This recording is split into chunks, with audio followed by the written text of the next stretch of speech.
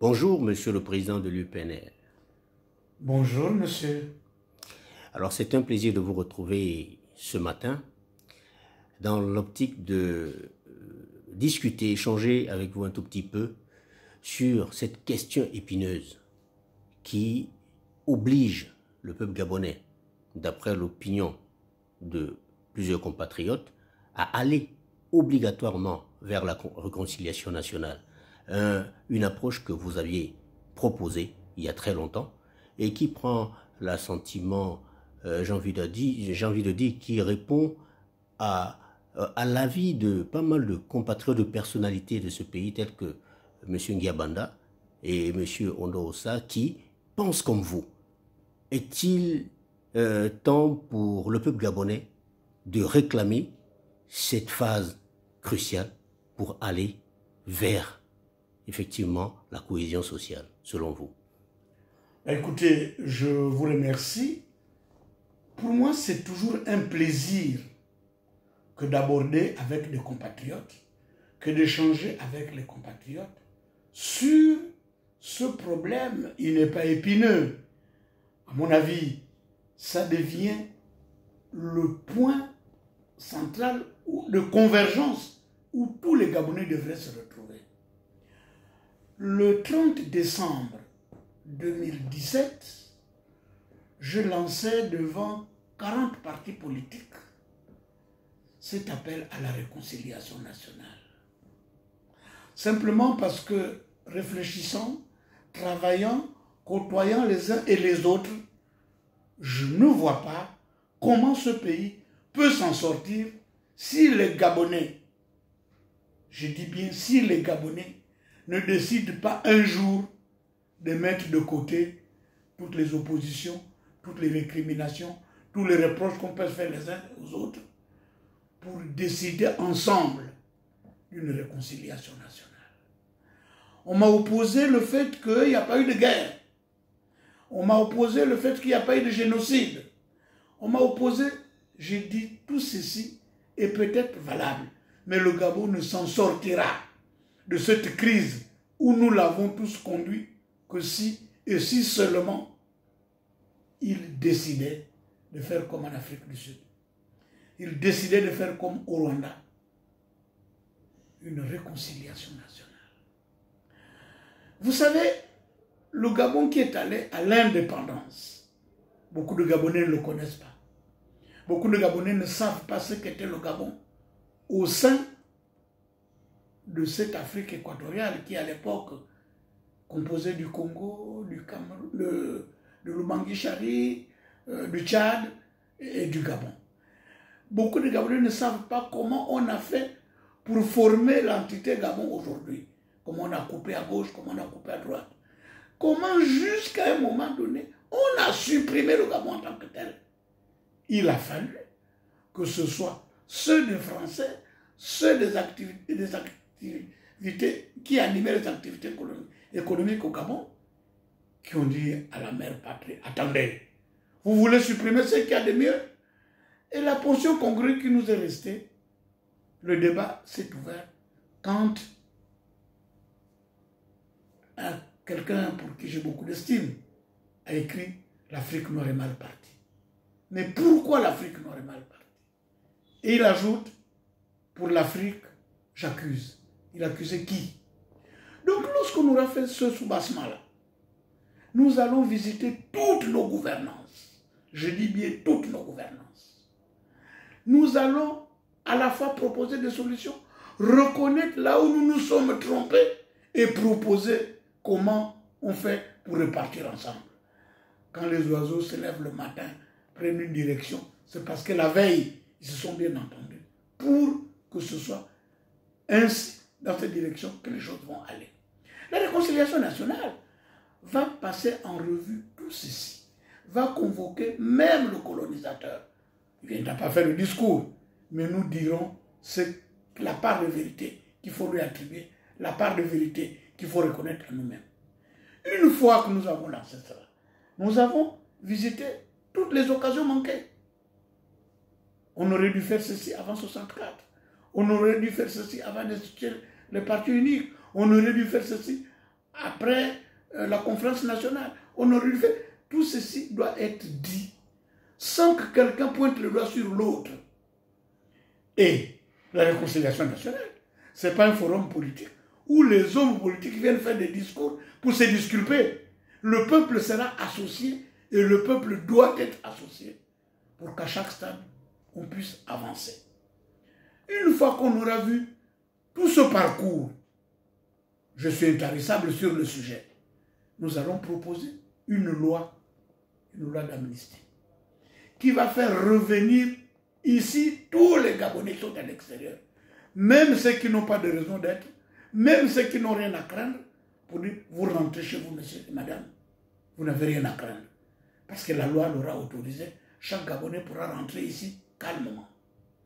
Puisque la réconciliation nationale, c'est cette main tendue de l'autre vers l'autre, nous ferons une autre loi d'amnistie pour libérer tous les prisonniers politiques. Leur place n'est pas en prison. Leur place est avec nous, à nos côtés, pour bâtir le Gabon de demain. Quand nous aurons franchi ces étapes-là, nous arriverons à une étape, à mon avis cruciale, c'est l'instauration de la journée nationale du pardon. Je vous ai marché sur le pied, mon frère, pardon, excusez-moi. La personne qui demande pardon n'est pas moins importante que celle à qui on demande le pardon. C'est rien de dire à quelqu'un, pardonnez-moi, je me suis peut-être trompé. Qui peut être sûr de ne s'être jamais trompé? Je vais vous dire que moi j'ai dirigé des ministères pendant des années. Qui vous dit que je ne fais que de bonnes choses?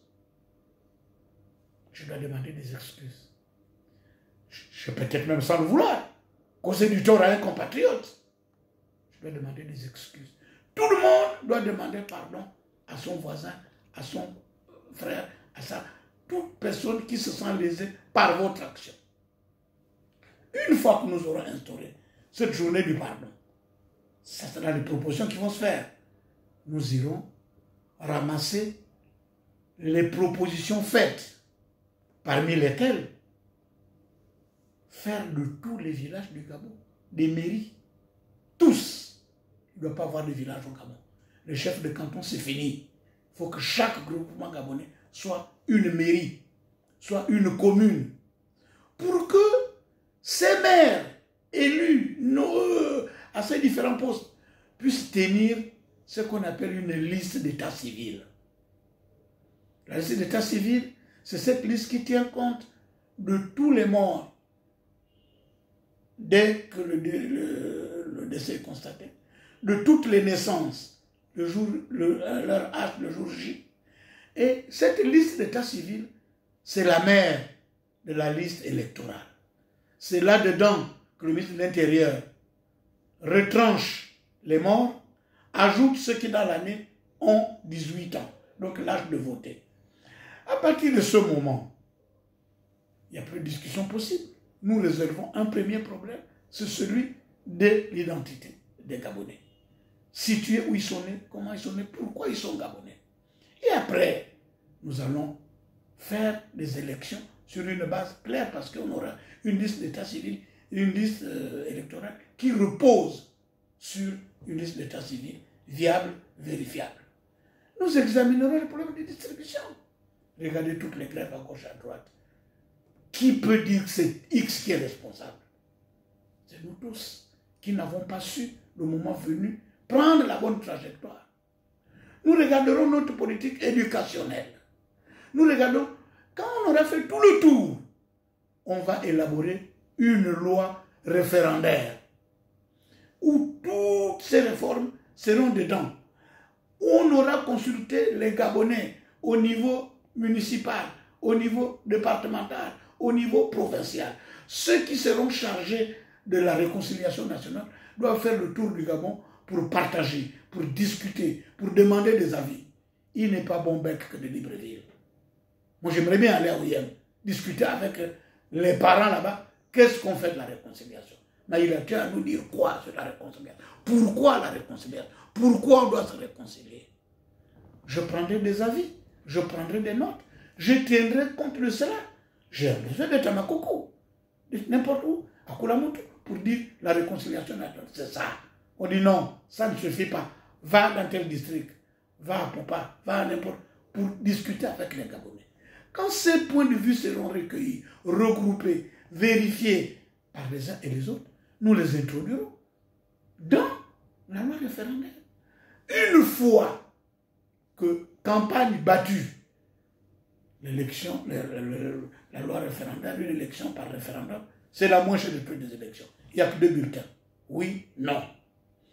Comme je pense qu'il y aura des limiers qui partagent l'idée, ceux qui écrivent là, ceux qui m'approuvent, ceux qui me soutiennent, même ceux qui me combattent en disant sur tel point n'est pas d'accord avec vous, et c'est normal, c'est leur droit. Je parle d'un pays qui nous appartient à tous. On a donc le droit de me dire, Maïla, on n'est pas d'accord avec toi. C'est comme ce même droit-là que je revendique pour dire, j'ai le droit aussi de proposer pour mon pays qu'il en soit ainsi ou cela. Une fois que ce référendum aura eu lieu, j'espère que le peuple gabonais aura dit oui. On sera affranchi de tous les chantages. On sera affranchi des récriminations, de reproches, de partisans, tout ça là. Les institutions qui en sortiront donneront le moment venu, pendant cette période qui est une espèce de transition, des élections libres, des élections qui reposent sur un consensus. Et ceux qui en sortiront, des élus, auront l'autorité voulue. Ça sert à quoi demain matin? De courir dans une espèce d'élection où un quart de président sera élu parce qu'il est contesté par les 3 quarts, un demi-président sera élu parce qu'il est contesté par la moitié du peuple. Voyez-vous, il faudrait tourner le dos à tout cela, mais sans mettre qui que ce soit en accusation. Reconnaître que nous avons tous, autant que nous sommes, au stade où nous sommes, une part de responsabilité. Oui, mais Monsieur le Président, Oui, c'est bien d'émettre l'idée. oui. Mais pensez-vous que ceux qui détiennent le pouvoir actuellement sont disposés à prendre un tel risque lorsqu'on sait qu'à l'issue d'une telle initiative, ils craignent de perdre le pouvoir?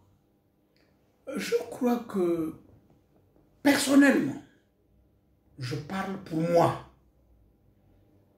Je n'ai aucune qualité pour parler de ceux qui détiennent le pouvoir. J'expose une idée de bon sens qui nous sortira de cette crise. Vous croyez qu'il y a quelqu'un qui est au pouvoir actuellement et qui peut nier qu'il y a la crise au Gabon? S'ils reconnaissent qu'il y a une crise, donc ils sont bien obligés de discuter d'une idée qui nous permet de sortir de la crise. Ce n'est pas une crise de l'opposition, c'est une crise qui touche tout le pays. Je ne veux pas mettre le doigt où ça fait mal. Quand vous assistez tous les jours, il y en a qui ont un pied dehors, un pied dedans, il y en a qui rentrent. Il faut bien dire qu'il y a quelque chose quelque part qui ne va pas. Moi, je suis resté, bon Dieu, pratiquement plus de 30 ans dans des gouvernements successifs. J'ai connu 2 ministres en prison et qui ne sont même pas allés pour des questions de gestion. Regardez en si peu de temps, le nombre de ça pour des questions de gestion se retrouve là-bas. Je crois que ce n'est pas une crise qui n'intéresse que les gens qui sont au pouvoir. Ce n'est pas une crise qui n'intéresse que les gens qui contestent ce pouvoir. Et c'est leur droit. C'est une crise qui nous concerne tous. Voilà pourquoi je ne pense pas qu'il faille écarter qui que ce soit. Il faut que les gens du pouvoir soient partie prenante dans cette idée de réconciliation nationale. C'est quand même des Gabonais, je suppose. Vous êtes d'accord avec moi? Comment peuvent-ils dire on reste dans la crise parce que nous voulons rester au pouvoir? Il faut commencer par répondre oui ou non il y a une crise. Moi je dis il y en a une. Oui ou non nous voulons en sortir. Moi je dis oui.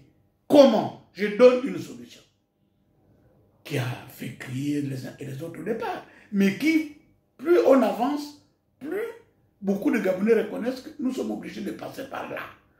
Il faudrait reconstruire le tissu social qui a connu un grand coup. Il faudrait reconstruire le vouloir être ensemble. Il faudrait reconstruire cette volonté qui fait que nous partageons un même pays, des mêmes valeurs. S'il ne faut pas... Vous savez, monsieur, une côte mal taillée, si elle a été taillée par tout le monde, elle convient à tout le monde.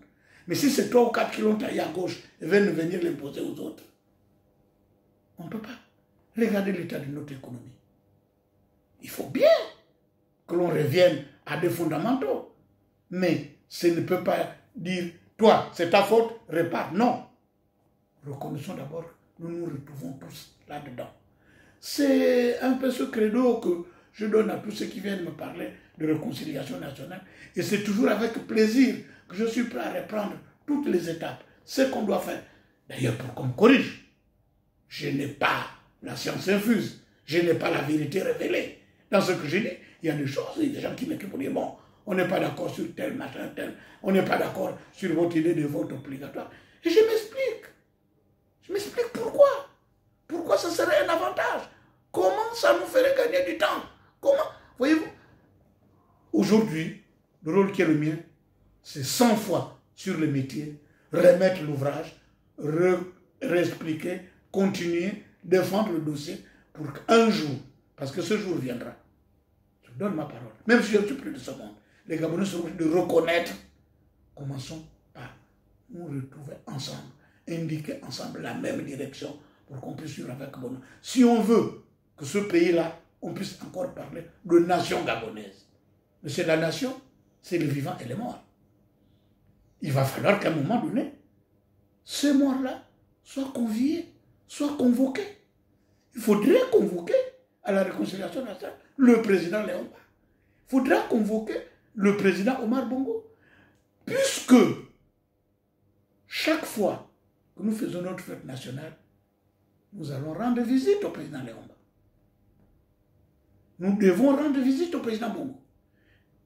On a rendu leur part aux morts. Avec eux, tous ceux qui les ont accompagnés.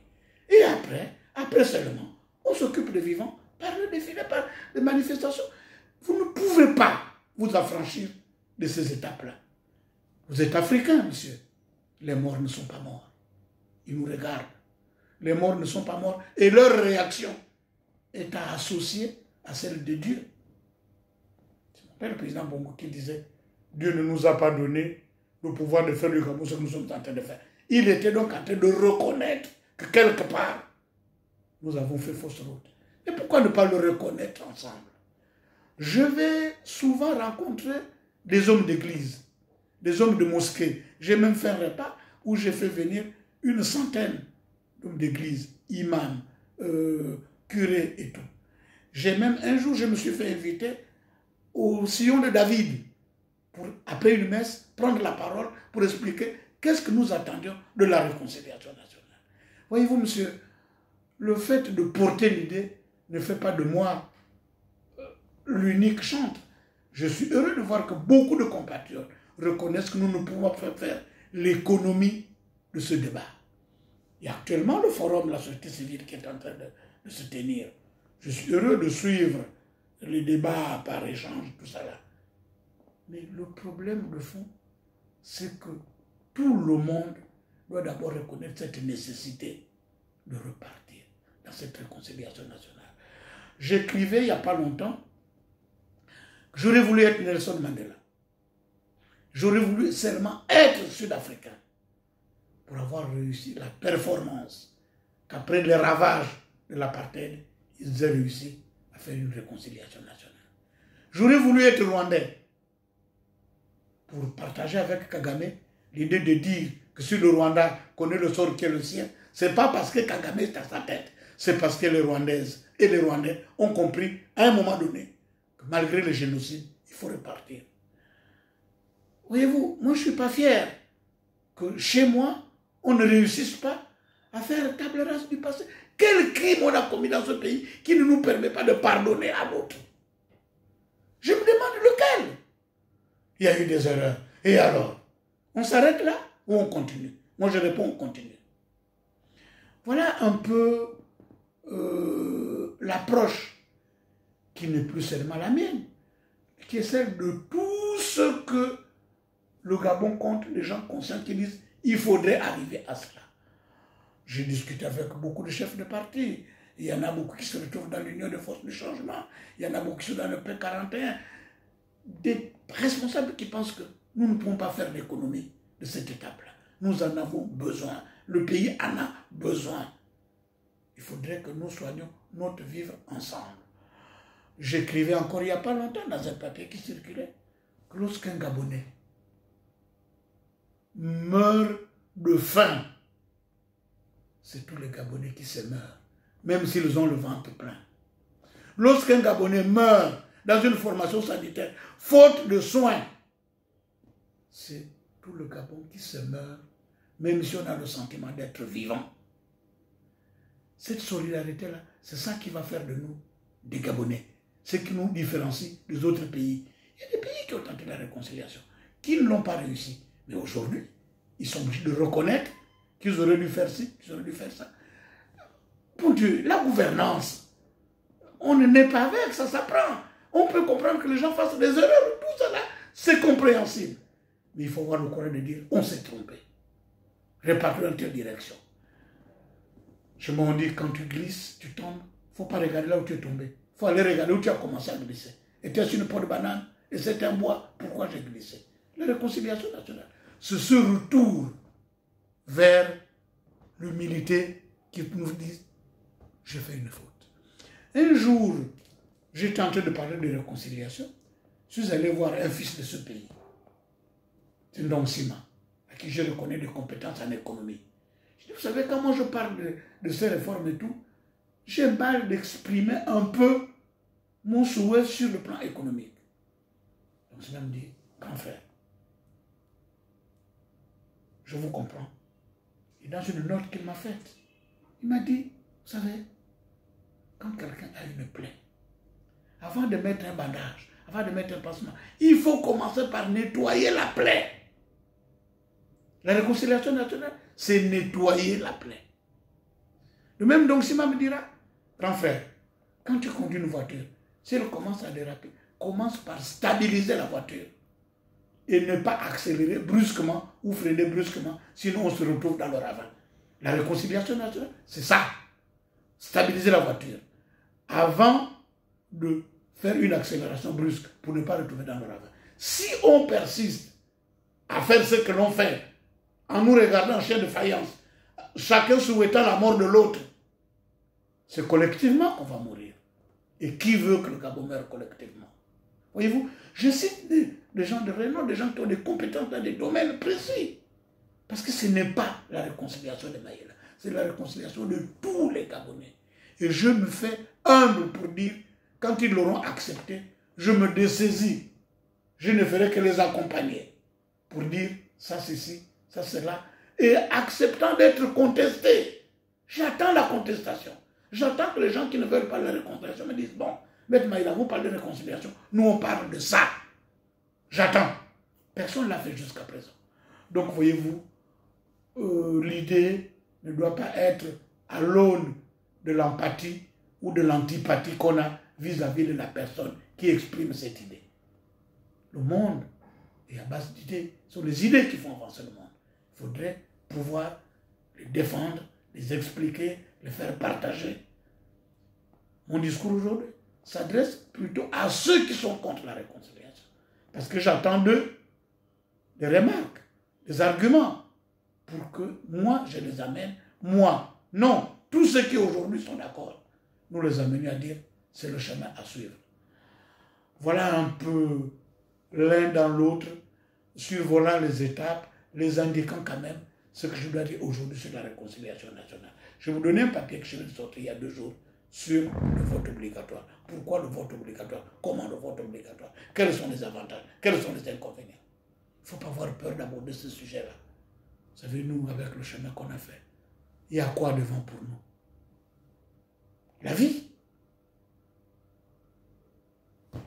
Vous me parliez tout à l'heure de mon frère, le regretté, Marcel Éloi Chambrier. J'ai parlé de lui, puisque j'ai participé à tout de lui, c'est mon frère. Ses enfants sont mes neveux et nièces. Mes enfants sont ses neveux et nièces. Donc je vais dire que c'est une épreuve que le pays traverse avec douleur, parce que cet homme a su être celui du présent par son action, celui de l'avenir par les actes qu'il a posés. Si vous êtes malade, demain vous irez à la clinique du docteur Chambrier. Vous ne pouvez pas affirmer en même temps qu'il est mort. Un homme comme Chambrier ne meurt pas. Il change seulement d'espace pour continuer son leadership, pour d'autres connaissances de la vie. La douleur que j'ai parce que c'est un parent, la douleur que le pays doit avoir d'avoir perdu un fils de telle dimension, devrait être la douleur de tous les Gabonais. Donc, de Marcel Éloi Rand-Chambrier, je ne peux parler qu'avec de trémolo, je ne peux parler qu'avec respect, je ne peux parler qu'avec amour, de l'affection que nous avons su partager de son vivant, avec moi, avec les siens, avec les miens. Voilà ce que je dois dire sur Marcel Éloi Rand-Chambrier. Et vous m'avez posé la question. Voici ma réponse. Merci, Monsieur le Président Louis Gaston Maïla, président de l'UPNR. À la prochaine. Merci beaucoup. Justement, heureusement que vous ne m'avez pas demandé le mot de fin. Parce qu'en politique, il n'y a pas de mot de fin. Il n'y a que le rendez-vous pour la prochaine fois. Ça, vous l'avez retenu. Merci beaucoup. Merci, Monsieur le Président.